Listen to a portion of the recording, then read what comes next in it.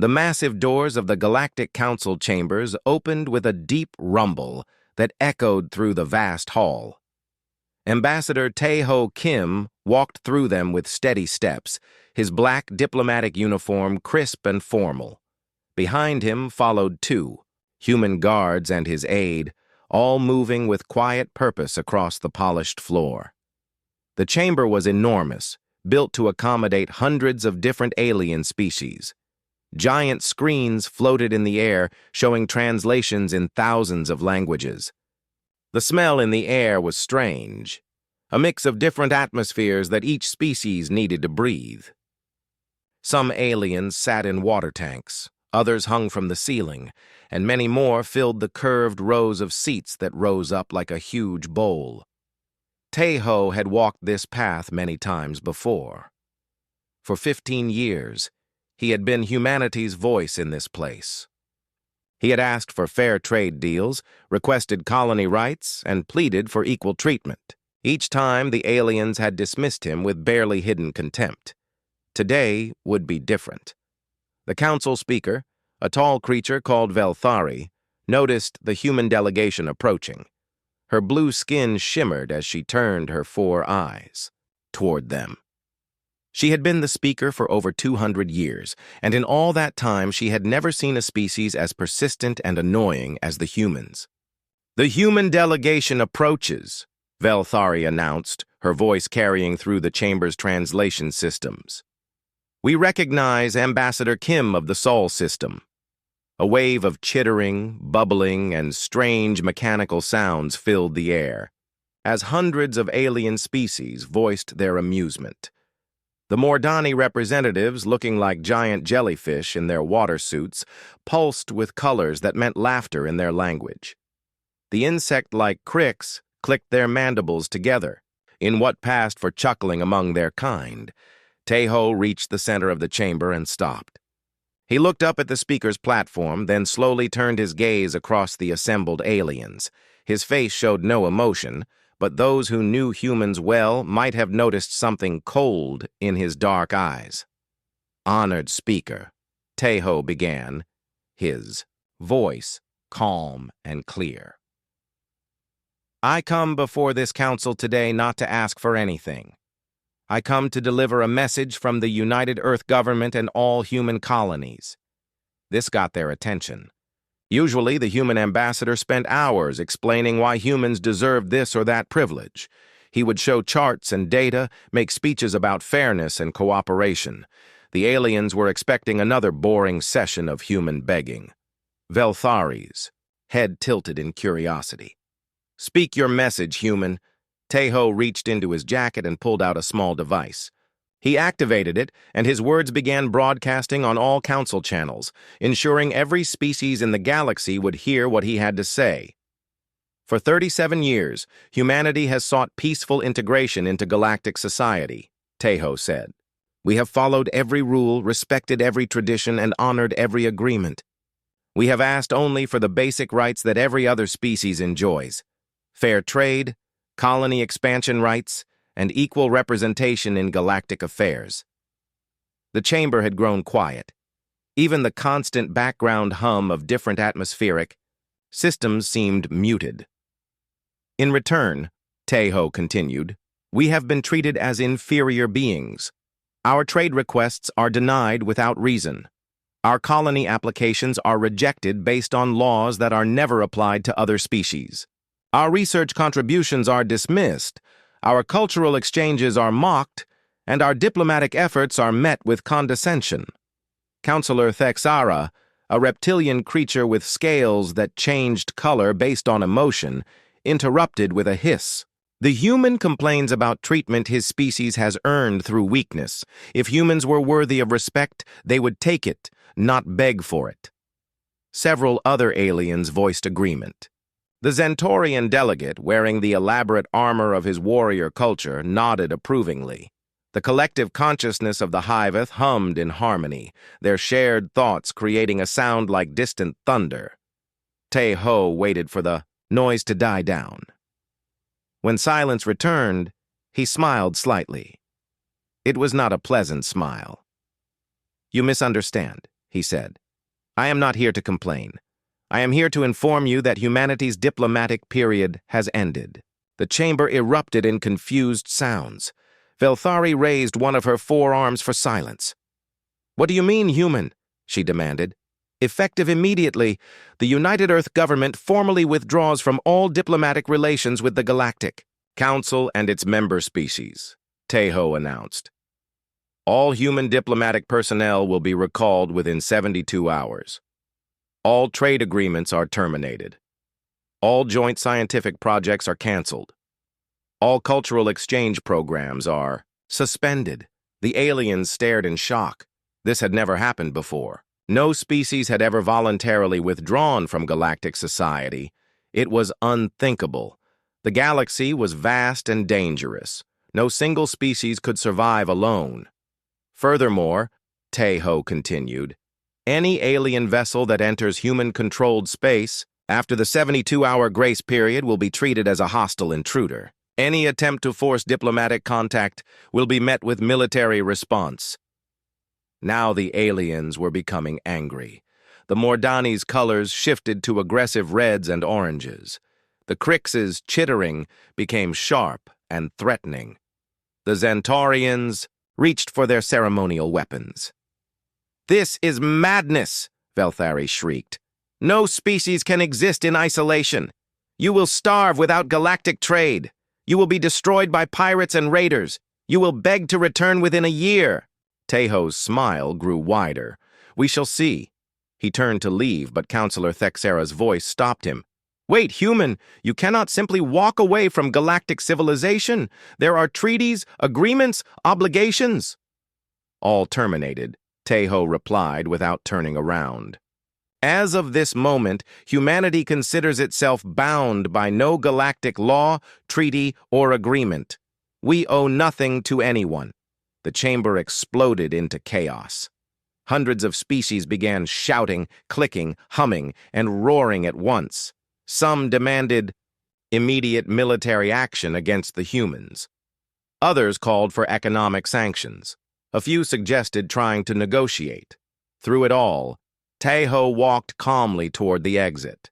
His guards and aide followed, their faces as emotionless as stone. They had expected this reaction. At the massive doors, Tejo paused and turned back one final time. The noise in the chamber gradually died as the aliens noticed he wanted to speak again.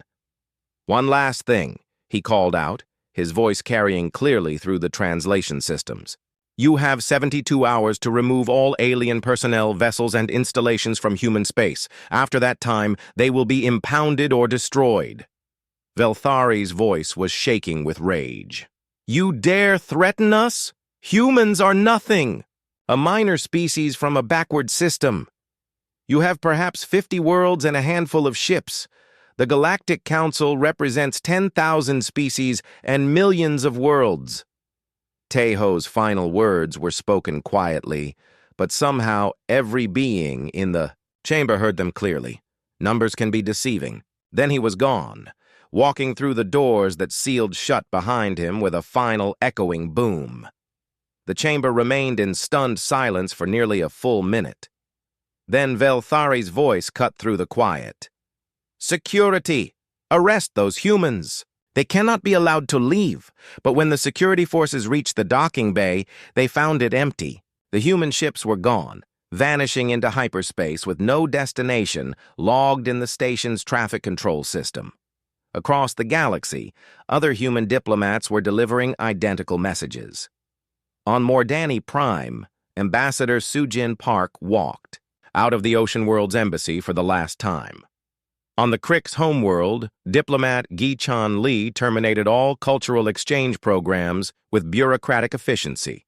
In the Xantaurian capital, Trade Representative Ne-Young Ko canceled billions of credits worth of contracts with a few keystrokes.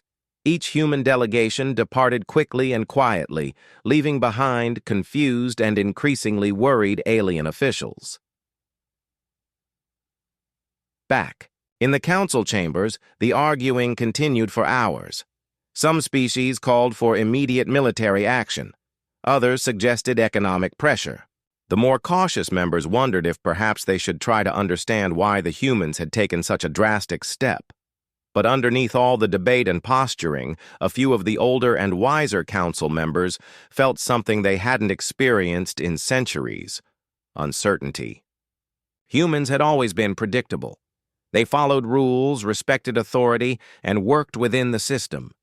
This sudden change suggested that perhaps they had never really understood humans at all. In her private chambers later that day, Velthari stood before a wall screen showing the human home system. Sol appeared as just another yellow star among millions, looking small and insignificant. "What are you really up to?" she whispered to the display. The star offered no answer, twinkling silently in the vast darkness of space. The 72-hour countdown had begun. 72 hours had passed since the human ultimatum, and something unprecedented was happening across the galaxy. Commander Jinwoo Lee stood on the bridge of the human transport vessel Rising Dawn, watching the last evacuation shuttle dock with his ship. Through the viewport, he could see the massive alien space station they were leaving behind, its lights twinkling like stars against the black of space. "All personnel aboard, sir," reported his aide, Lieutenant Haewon Choi. "Medical, staff, research teams, and security detail, total count, 412 humans." Jinwoo nodded slowly. "Any problems with the aliens?" "Some confusion, sir. The station commander kept asking why we were leaving. Dr. Yoon from the medical bay said her alien patients seemed upset. A few more Danny delegates tried to follow our people to the shuttle bay." "And our response?" "As ordered, sir, polite but firm, no explanations given." Jinwoo had been dreading this moment for months, ever since he received the sealed orders marked Protocol 7. He had commanded joint operations with alien species for over a decade. Some of these beings had become friends, or as close to friends as different species could be. Now he was abandoning them without a word of explanation. But orders were orders, and Jinwoo was a soldier first. "Take us out," he commanded. "Set course for Rally Point Delta 7. The Rising Dawn pulled away from the station, joining a growing convoy of human vessels. All across this sector of space, similar scenes were playing out. Human traders powered down their shops and loaded their goods onto waiting freighters.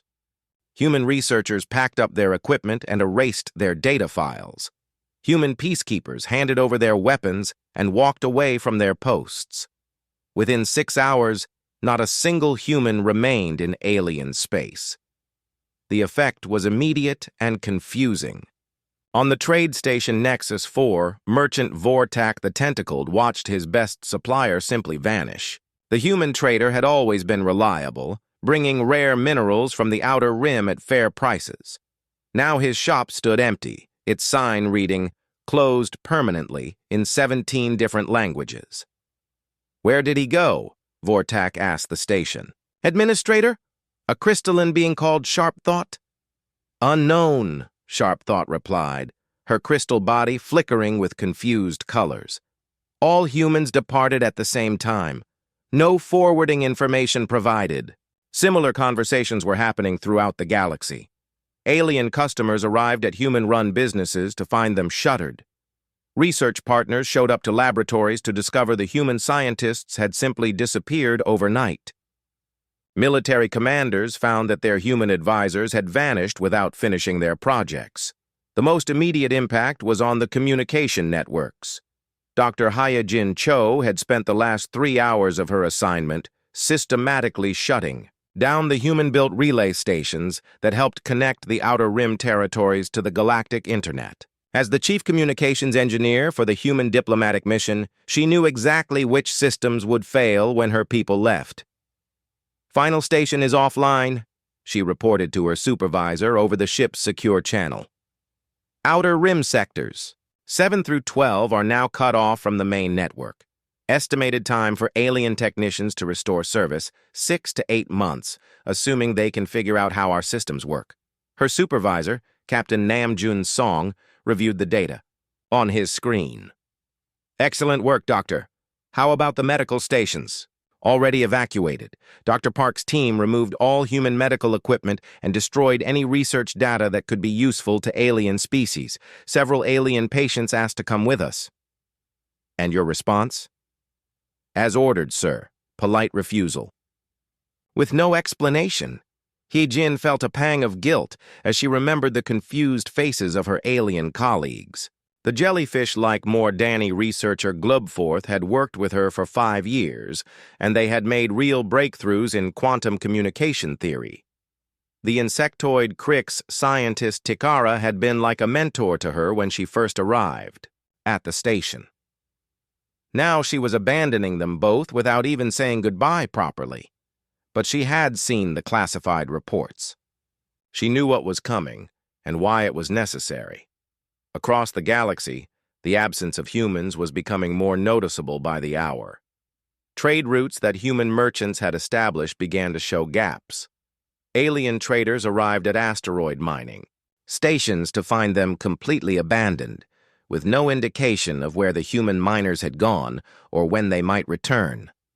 The Zentaurian Empire was among the first to notice the military implications. General Krexthor stood in his command center, staring at a tactical display that showed dozens of red warning lights across the Empire's border regions. "Explain this to me again," he growled to his intelligence officer. "Sir, all human peacekeeping forces have withdrawn from the neutral zones. The patrol routes they maintained are now unguarded. We're already seeing increased pirate activity in sectors 14 and 18. Pirates? Krexthor's scales shifted to an aggressive orange. How many ships? Unknown, sir. The early warning systems in those sectors were human-built. When they left, they took their monitoring equipment with them. We're essentially flying blind. Krexthor turned to stare at his officer. You mean we've been depending on human systems to guard our borders? Not depending, sir. Cooperating. The humans offered to maintain those systems as part of their diplomatic initiatives. It seemed convenient. Convenient. Krexthor's voice was deadly quiet. And now? Now we'll have to deploy our own forces to cover the gaps. It will take several months to install new monitoring systems, and we'll need to triple our patrol schedules. Similar realizations were dawning across the galaxy. The collective mind of the Hiveth discovered that their computational networks were running at only 60% efficiency without the quantum processors that human engineers had quietly integrated into their systems over the past decade. How did we not notice this dependency? The collective asked itself, 10,000 voices speaking in perfect unison. The answer came from their deepest memory banks. The integration was gradual. The humans presented each upgrade as a minor improvement. Over time, these improvements became essential to our operations. And now? Now we must redesign our entire network architecture. Estimated time, 2 years. Estimated cost, substantial. On the water world of Mordani Prime, the situation was even more dire. The human-built atmospheric processors that helped maintain the planet's delicate ecosystem had shut down automatically when their operators left. Without them, the ocean's chemical balance would slowly drift toward toxicity. Council Singer Deep Current called an emergency session of the Mordani leadership. "How long do we have?" she asked her chief scientist. 6 months before the acidification becomes noticeable, Tidewalker replied, his colors shifting to worried purples. 1 year before it becomes dangerous to our young, 2 years before ecosystem collapse. Can we repair the processors ourselves? Unknown. The humans used technology we don't fully understand.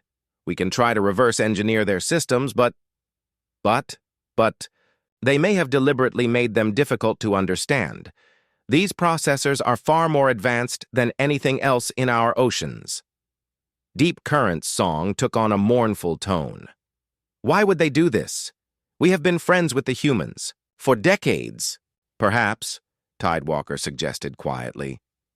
We were never as important to them as they were to us. The truth was even simpler than that. The humans had been preparing for this day for years, quietly making themselves indispensable to Galactic infrastructure while appearing to be the junior partners in every relationship. Every system they built, every service they provided, every piece of technology they shared had been designed with one purpose: to make their absence catastrophic. Fleet Captain Sora Park, who had witnessed the original ultimatum, now commanded a flotilla of human vessels heading toward the edge of known space. Her orders were simple: implement complete communication blackout with all alien species and prepare for the next phase of humanity's plan. Status report, she commanded from her captain's chair. All human personnel have been successfully evacuated from alien space, her tactical officer reported. Communication blackout is in effect. No human vessel is responding to alien hails on any frequency. Economic disruption? Significant and growing. Initial reports suggest major supply chain failures across 17 sectors. At least 40 trade routes have become economically unviable without human participation. Military situation? Several border regions are experiencing increased raider activity due to the absence of human patrols. The Zentorian Empire has declared a military emergency. The Krix Confederation is mobilizing additional defense fleets. Sora allowed herself a small smile. Everything was proceeding exactly as planned. Maintain course and speed, she ordered, and continue monitoring alien communications. I want to know the moment they realize how much trouble they're really in. Behind them, the galaxy was slowly waking up to a new reality. The humans who had seemed so eager to please, so desperate for acceptance, had quietly become the glue holding galactic civilization together. Now that glue was gone, and the cracks were beginning to show. In the Galactic Council chambers, emergency sessions were being called. Species that had barely spoken to each other in centuries were suddenly forced to cooperate just to maintain basic services. The proud ancient civilizations that had dismissed humanity as primitive newcomers were discovering that they had become dependent on those same primitives for everything from border security to keeping their planets habitable. And somewhere, in the dark between the stars, humanity watched and waited, counting down the days until the aliens would be desperate enough to listen to what humans really had to say. 3 weeks had passed since the humans disappeared, and the galaxy was falling apart. Fleet Admiral Donghyun Choi floated in the command center of his cloaked battleship, watching the chaos unfold on dozens of screens around him. Each screen showed a different crisis, a different failure, a different sign that galactic civilization was crumbling without human support. "Report from Sector 9, called out Lieutenant Mira Jung from her station. The Krix trade convoy was attacked again. 17 ships destroyed. Cargo worth millions of credits stolen." "And the Zentorian response?" Donghyun asked.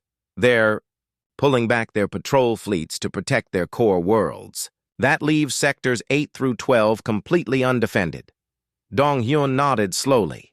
It was exactly what they had predicted. Without human peacekeepers maintaining the neutral zones, the delicate balance that kept the galaxy stable was collapsing. Pirates and raiders who had been kept in check for decades were now running wild. On another screen, he watched a Mordani distress beacon flashing desperately in empty space. Their deep-sea mining platform had suffered a critical failure, and they were calling for help on all frequencies. But there were no human rescue ships to answer their call anymore, and other species were too busy dealing with their own emergencies. "Sir," called Engineer Bo Young Kim from the technical station. "We're receiving thousands of alien transmissions trying to reach any human vessel. Should we respond?" "Negative," Donghyun replied firmly. "Complete communication blackout remains in effect. Let them talk to the void." The truth was, humanity could have easily solved most of these problems. Their rescue ships were faster and more efficient than anything the aliens had. Their peacekeeping forces were better trained and equipped than the military units now trying to fill the gaps. Their engineers understood the failing systems better than anyone else in the galaxy. But that was precisely the point. on the planet. Nexus Prime, site of the Galactic Council headquarters, Counselor Thexara paced nervously in her private chambers. Her scales had been stuck on a sickly yellow color for days, a sign of extreme stress in her species. Through her window, she could see the lights of the great city flickering as power systems struggled to maintain stability. The problems had started small. A few communication delays here, some minor supply shortages there. But they had grown, quickly into a cascade of failures that threatened everything the Galactic Council had built over 1,000 years. Her personal communicator chimed, and the voice of her aide filled the room. "Counselor, you have an urgent message from the Hyveth Collective." "Put them through," Thexara said, dreading what she was about to hear. The voice that emerged from the speaker was the unified sound of 10,000 minds speaking as one. "Counselor? Thexara, the collective mind requires immediate assistance. Our computational networks are failing." "Failing how?" "We estimate complete system collapse within 40 days. Our ability to coordinate our people's actions will be severely limited. Food distribution, manufacturing, even basic communication between our worlds will become impossible." Thexara felt her scales shift to an even deeper shade of yellow. The Hyveth were one of the most advanced species in the galaxy. If they were having problems this serious, what did that mean for everyone else? "What do you need from the Council?" she asked. "We need human quantum processors. Our records show that every major upgrade to our systems over the past 15 years included human-built components. We never realized how dependent we had become until they were gone." "The humans have terminated all contact. We don't even know where they are." "Then find them," the collective replied, their unified voice carrying an edge of desperation. "Find them, or watch galactic civilization collapse." Similar conversations were happening across the galaxy.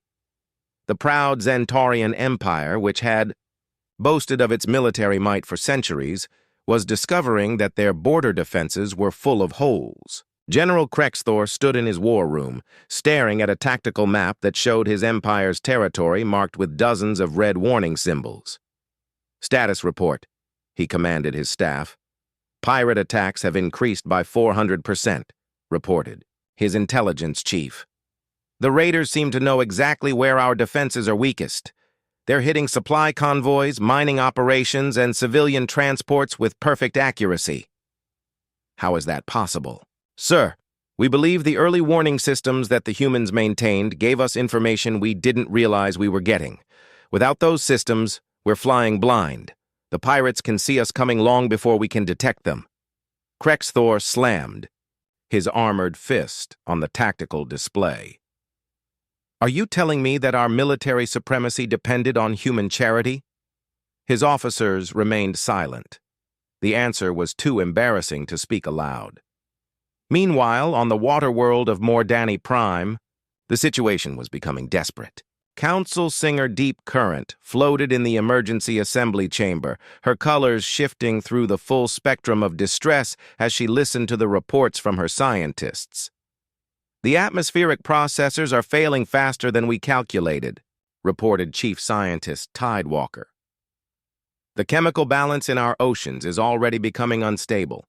We're seeing die-offs in the smaller life forms, and the effects are moving up the food chain. How long do we have?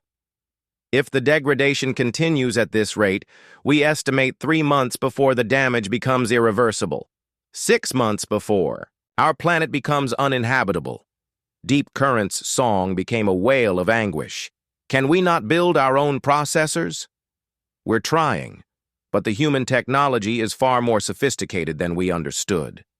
Every component we examine reveals layers of complexity we never imagined. It's as if they built these systems to be impossible for us to replicate." The terrible truth was beginning to dawn on leaders across the galaxy. The humans had not simply been providing services and technology out of diplomatic goodwill.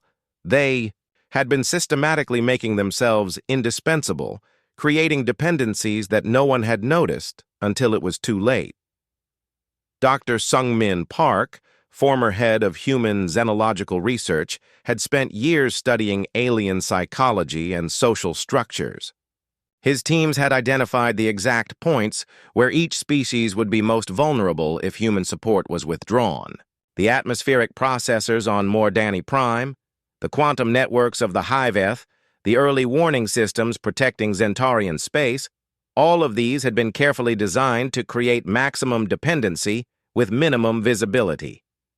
Now, as Admiral Dong Hyun watched the results of those years of preparation, he felt a mixture of pride and sadness. Pride that the plan was working so perfectly, sadness that it had been necessary at all. "Sir," Lieutenant Jung called out, "we're detecting massive fleet movements in the Zentarian Empire. It looks like they're mobilizing for something big." Details? Hard to say without getting closer, but it appears to be a search operation. Multiple fleets heading toward the outer rim following known human trade routes. Dong Hyun smiled grimly. "They're looking for us." Should we be concerned? Not yet. They have no idea where we actually are, but monitor their movements. I want to know if they get lucky. The search fleets that were now launching from dozens of worlds across the galaxy were operating on desperation more than strategy. The aliens had suddenly realized that they knew almost nothing about human capabilities or whereabouts. During the diplomatic period, humans had been careful to appear weak and dependent on galactic support. They had hidden their true fleet strength, their technological capabilities, and their strategic depth. Now the aliens were discovering that the humans they thought they knew had been an illusion. Commander Yoonji Lim commanded one of the human scout ships monitoring these search operations. Her vessel, the Silent Arrow, was equipped with the latest stealth technology that made her virtually invisible to alien sensors. She watched from a safe distance as a Krix fleet of over 50 ships searched desperately through an empty star system where humans had once maintained a small trading post. "They're using wide-spectrum scans," reported her sensor operator. "Active sonar, gravitational, wave detection, even quantum displacement sensors. And they're finding nothing." The trading post was completely dismantled before we left. No trace remains that humans were ever here. Yoonji nodded with satisfaction. The evacuation had been thorough and professional.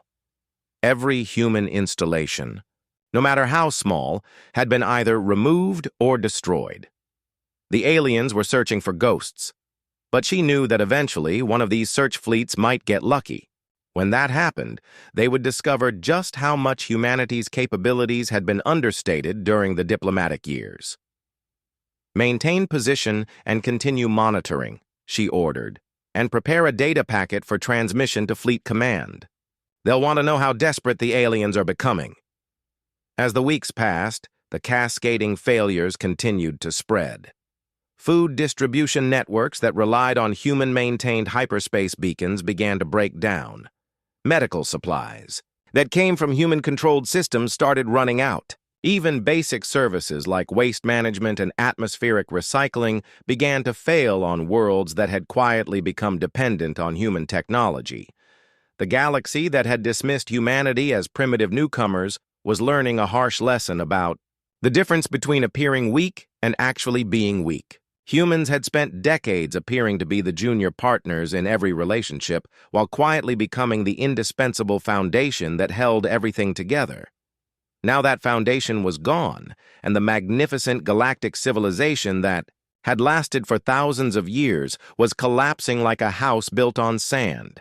In the darkness between the stars, humanity watched and waited, counting the cost of galactic arrogance in failed systems and desperate distress calls that would never be answered. Admiral Byung-ho Kang stood on the bridge of humanity's flagship, the Eternal Horizon, watching as another alien search fleet stumbled blindly through space where they thought humans might be hiding. The massive vessel hung invisible in the void, its stealth systems making it undetectable to the desperate aliens who passed within mere kilometers of its hull. "That's the 15th search fleet this week," reported Captain Jae-sung Lim, his tactical officer. "The Krix are getting more aggressive in their search patterns." Let them search, Byung-ho replied calmly. They're looking for the humans they think they know. They have no idea what they're actually dealing with. Through the bridge's massive viewport, he could see the alien ships moving in formation, their sensors sweeping space in careful patterns. They were good ships, well designed for their intended purposes. But they were searching for hidden colonies and small outposts, not for the massive military infrastructure that humanity had secretly built over the past 30 years. "Sir," called out Lieutenant Sojung Park from the intelligence station, "we're receiving coded transmissions from Scout Group 7. They've made contact with an alien search fleet. Intentional contact?" "No, sir." The aliens got lucky. Commander Wu Jin's ship had to break stealth to avoid a collision with an asteroid. A Zentorian patrol spotted them. Byung-ho felt a cold smile cross his face. And the result? Complete. Engagement lasted 47 minutes. All 12 Zentorian vessels destroyed. No human casualties, no survivors. The bridge fell silent as the implications sank in. For decades, aliens had assumed that human military technology was roughly equivalent to their own, perhaps slightly inferior. The humans had been careful to maintain that illusion, using only basic weapons and older ships during joint military exercises and peacekeeping operations.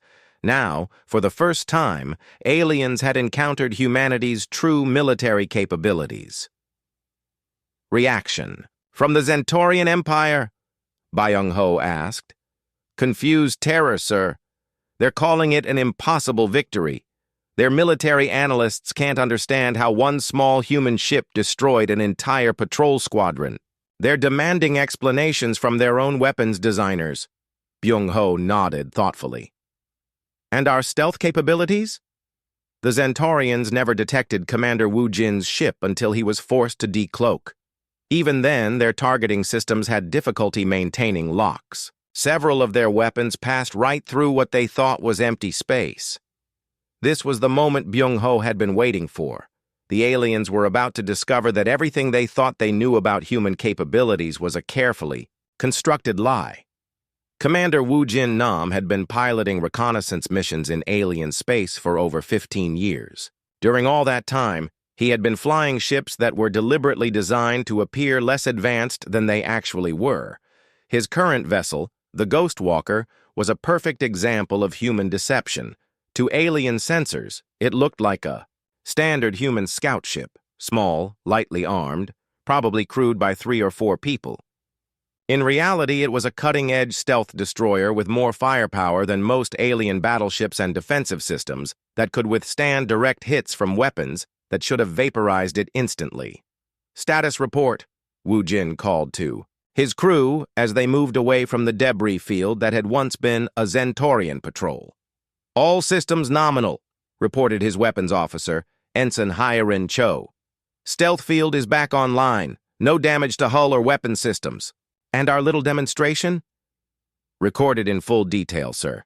The aliens never had a chance. Their weapons are at least 20 years behind our defensive technology. Their sensors couldn't track us properly even when we were shooting at them."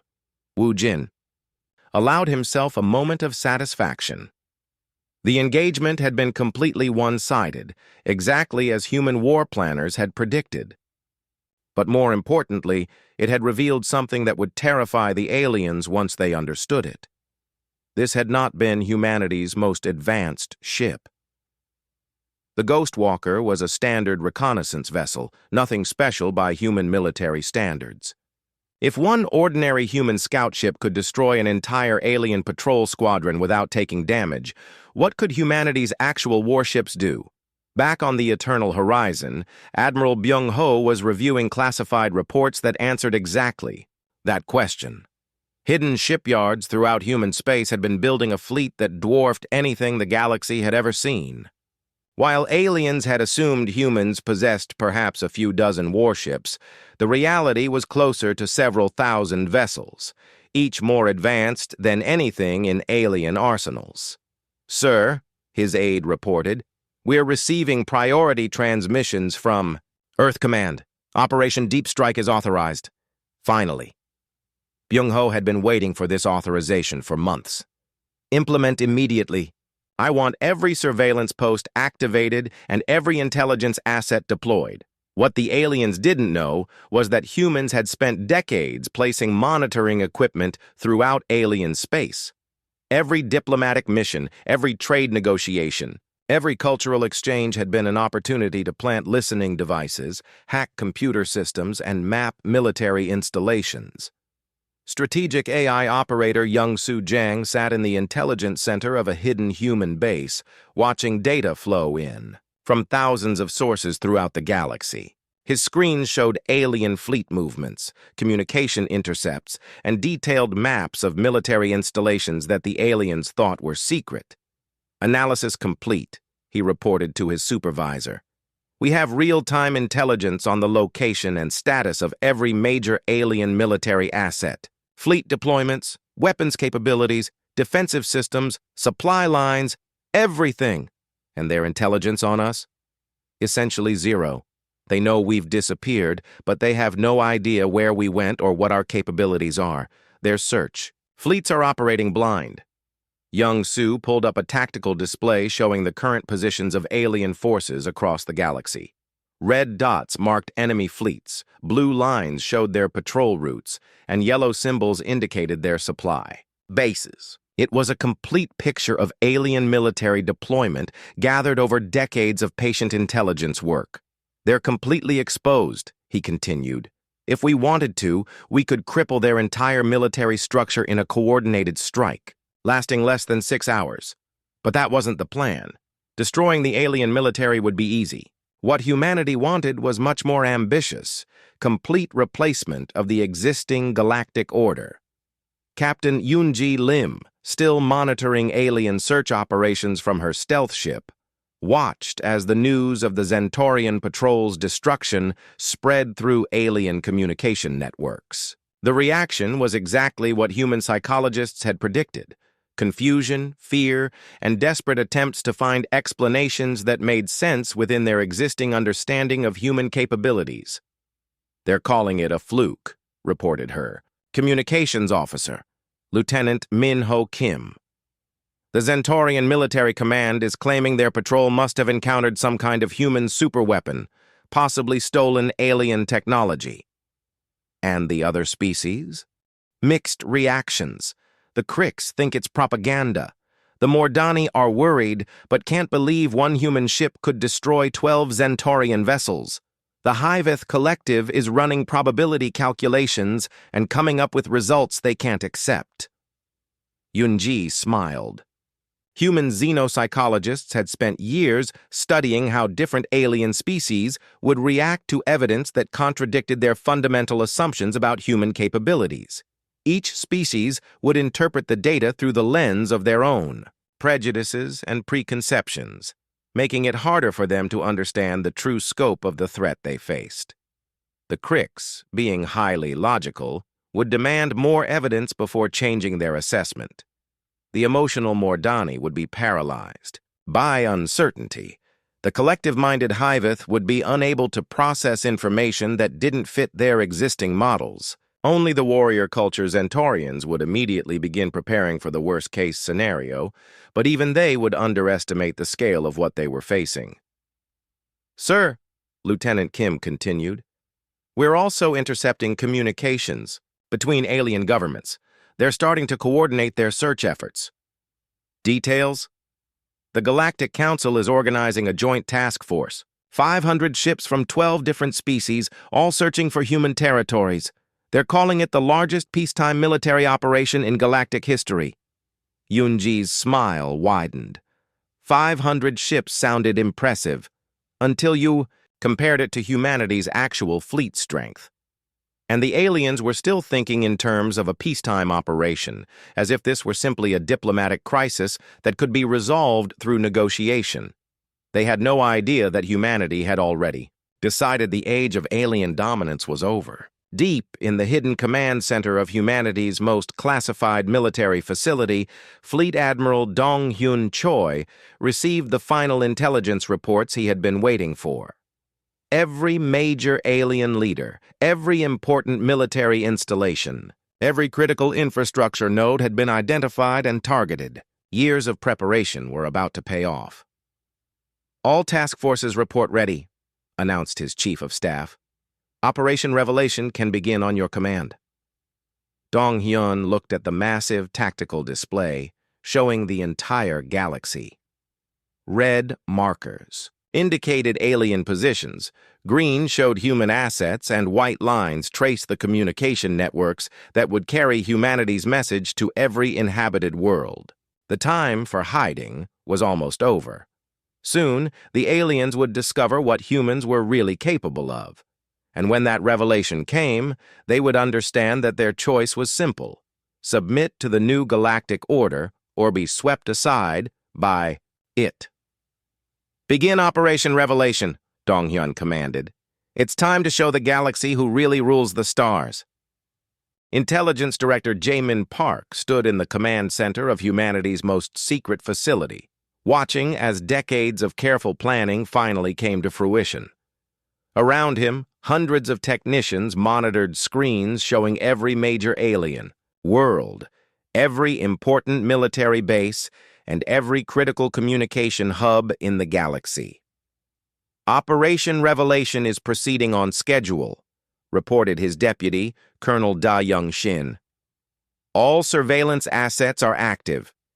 We now have real-time intelligence on every alien government and military organization." Jaemin nodded, studying the main display that showed the galaxy like a three-dimensional map.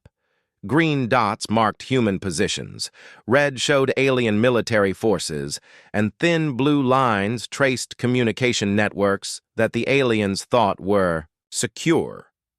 What they didn't know was that humans had been quietly accessing these networks for over 20 years. "Status of the sleeper agents," he asked. "All activated and in position.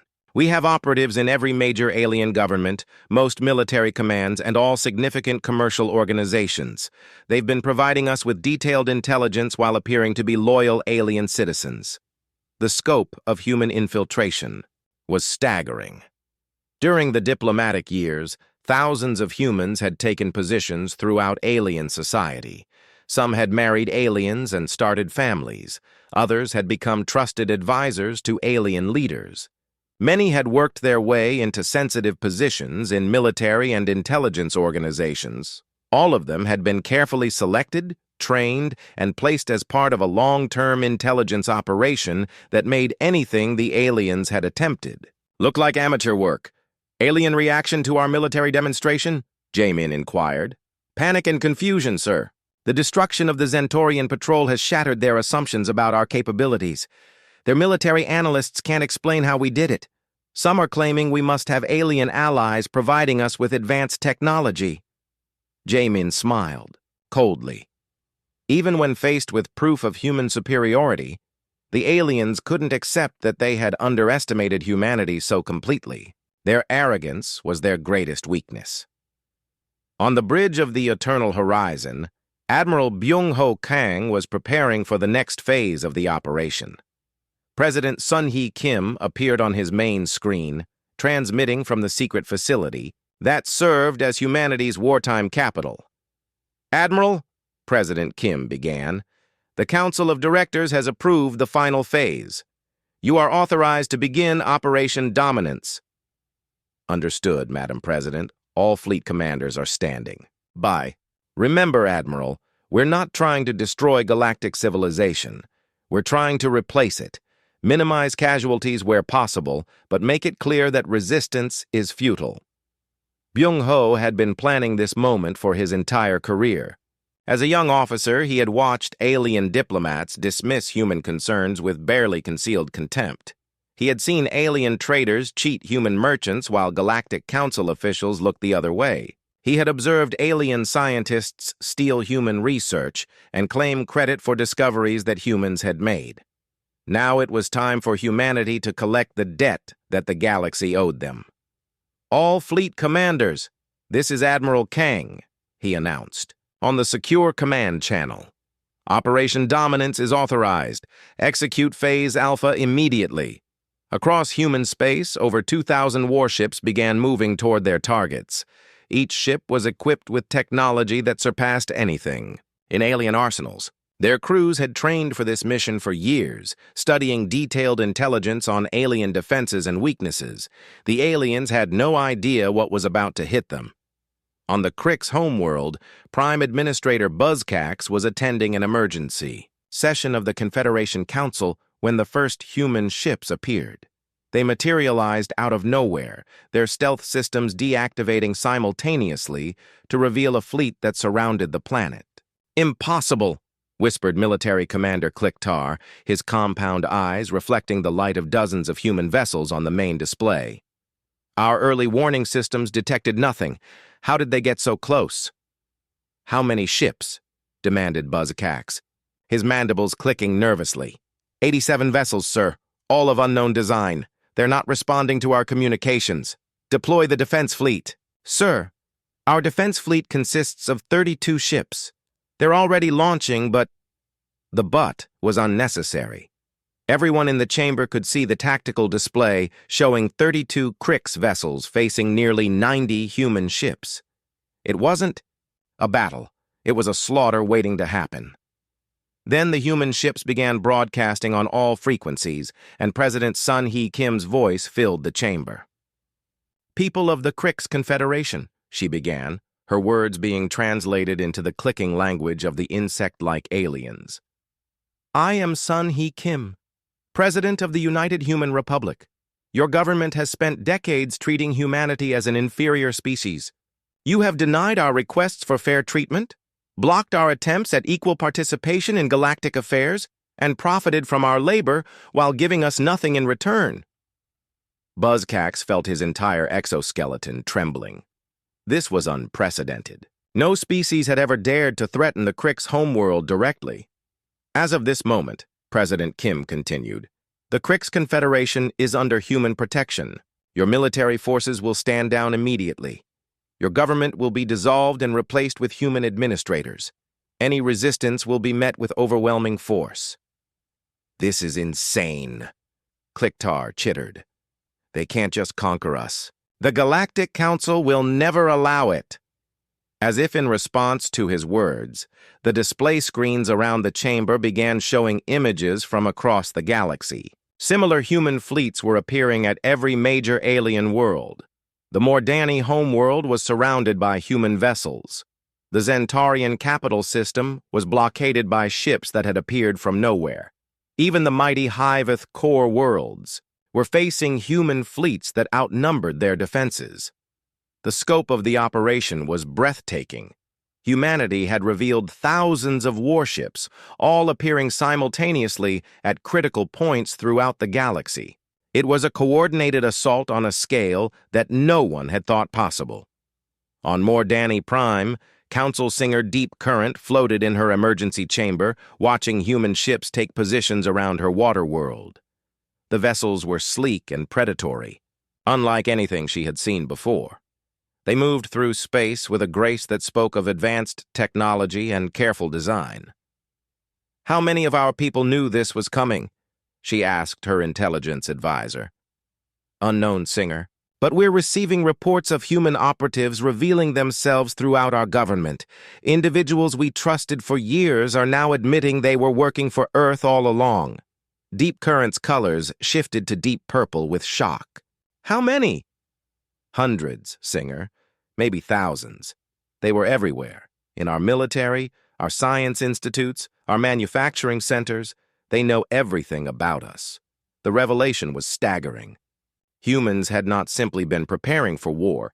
They had been infiltrating alien society so thoroughly that they knew more about alien capabilities than the aliens knew about themselves. Meanwhile, on the Galactic Council station, chaos reigned. Speaker Velthari stood in the emergency session chamber, receiving reports from across the galaxy that painted a picture of complete human dominance. "Zentarian Empire, under human blockade," reported one aide. "Crick's Confederation, human, fleets in orbit, Mordani Republic, surrounded and cut off. Hiveth Collective, all major worlds occupied." "What about our own defenses?" Velthari demanded. "The station's shield generators are offline, Speaker. We're receiving reports that our defense platforms have been sabotaged from within. Human operatives in our own security forces have disabled our weapons. Velthari's 4 eyes widened in horror.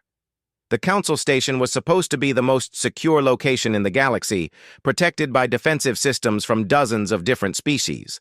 If humans had infiltrated even here, then nowhere was safe. Resource Coordinator Kyung-Soo Yoon stood in the command center of a human logistics vessel, watching as supply ships moved toward occupied alien worlds. Unlike the aliens' fears, humanity wasn't planning to strip these worlds of their resources.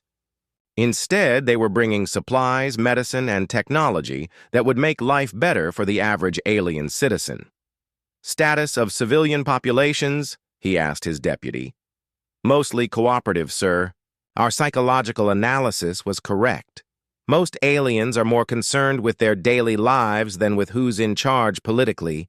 As long as we provide better services than their old governments, they'll accept human rule. This had been one of humanity's key insights. The alien governments might resist human takeover, but ordinary alien citizens would welcome anyone who could solve the problems that had been building up for months since human withdrawal from galactic society. Human administrators were already beginning to restore power systems on worlds where they had failed. Human engineers were repairing the communication networks that had been failing. Human doctors were treating patients in hospitals that had been running out of supplies. For the average alien citizen, the arrival of human forces meant that their problems were finally being solved. "Sir," reported another technician, "we're receiving surrender offers from 17 different alien governments. They want to negotiate terms." Kyung-Soo smiled. The plan was working perfectly. Humanity had demonstrated overwhelming military superiority while simultaneously showing that they could provide better governance than the existing alien authorities. The galaxy was learning that resistance was not only futile, it was unnecessary. Human rule would be better than what they had before. The age of alien dominance was ending not with destruction, but with replacement. And across the galaxy, alien populations were beginning to realize that this change might be the best thing that had ever happened to them. 6 months had passed since Operation Dominance began, and the galaxy was unrecognizable. Emperor Seong-ho Lee stood on the observation deck of New Seoul Station, the magnificent space station that now served as the capital of human-controlled space. Through the massive transparent walls, he could see ships from dozens of different species coming and going, all flying under human authority. What had once been called the Sol System was now the center of galactic civilization. The irony was not lost on him. The same species that aliens had dismissed as primitive newcomers now ruled over territories that spanned half the known galaxy. "Status report," he requested from his aide, Ambassador Yejin Kwan. 43 alien. Governments have formally surrendered and requested inclusion in the Human Protectorate system, she reported. 27 more are in negotiations.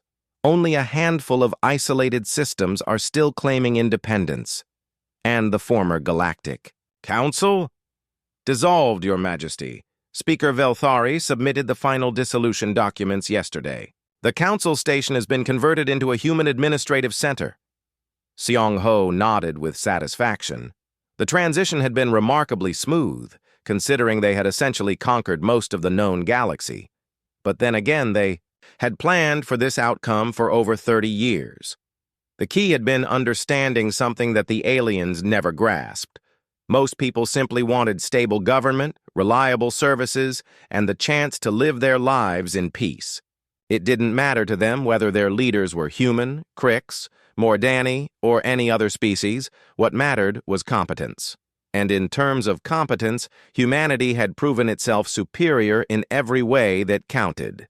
On what had once been the Krix homeworld, now designated as Protectorate Territory 17, Governor Min Jun-oh was meeting with local administrators to review the progress of integration.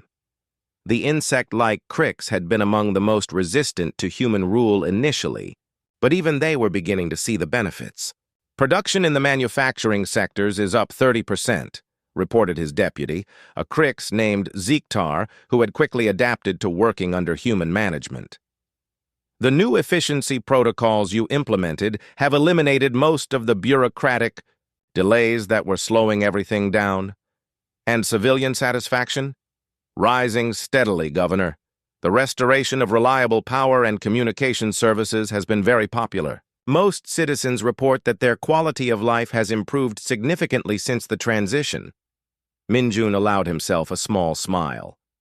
The Crix had initially resented being conquered, but they were a practical species. When they saw that human administration actually worked better than their old government, they had adapted quickly. This pattern was repeating itself across human-controlled space. Alien populations were discovering that human rule meant better infrastructure, more efficient government services, and an end to the corruption and incompetence that had plagued many of their old administrations. On the water world that had once been Mordani Prime, now called Protectorate Territory 5, a different kind of success story was unfolding. The atmospheric processors that had been failing under alien management were now running at peak efficiency under human engineers. The ocean's chemical balance had been restored, and marine life was flourishing again. Administrator Subin Park floated in her underwater office, reviewing reports from across the planet. Through her window, she could see Mordani citizens swimming freely in waters that had been becoming toxic just months earlier. The ecological restoration project is ahead of schedule, she told her science team during their daily briefing. Ocean acidity levels have returned to normal ranges. Fish populations are recovering faster than we projected. What about the Mordani population's response? Asked Dr. Chang Ho Kim, her chief environmental scientist.